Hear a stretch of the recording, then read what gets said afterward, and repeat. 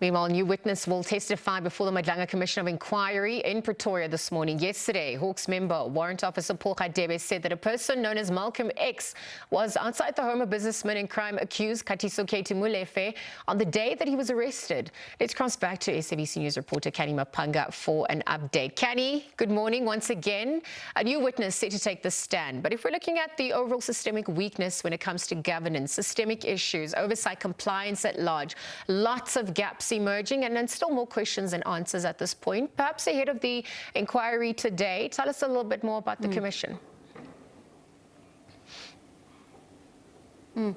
Indeed. Good morning to Eliza and to the viewers once again. As you speak about those gaps within the way in which the SAPS and various units within the criminal justice system, that is the law enforcement agencies, operate their operations within the country has come into sharp focus as we saw that the Hawks evidence was brought back into the spotlight before the Madlanga Commission yesterday, and we saw yet again these Hawks officials maintaining their stance that they were not trying to interfere in the 6th of December 2024 Operation Takedown of alleged cartel member Katiso Molefe, which runs contrary to SAPS evidence that we've heard before the Commission, which alleges that it was a form of interference. But the question that still hangs in the balance, of the many questions that continues to hang in the balance following the number of witnesses that we see before this probe, is questions for the retired general, that is Godfrey Labia, who would have been the Hawks head at the time, not only in terms of the operation that he activated and the number of units within the Hawks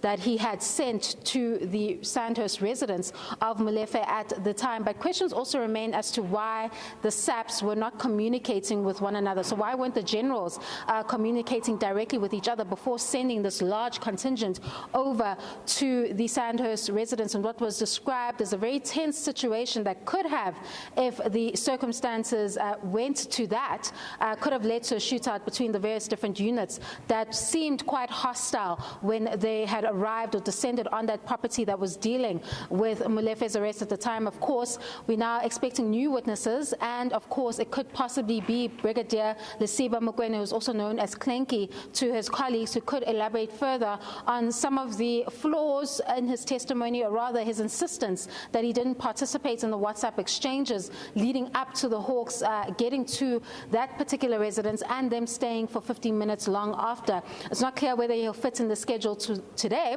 but we do know that a number of new witnesses will appear before the probe as it continues to test these allegations regarding criminality, political interference and corruption in the criminal justice system. All that and more at 9:30 a.m. this morning.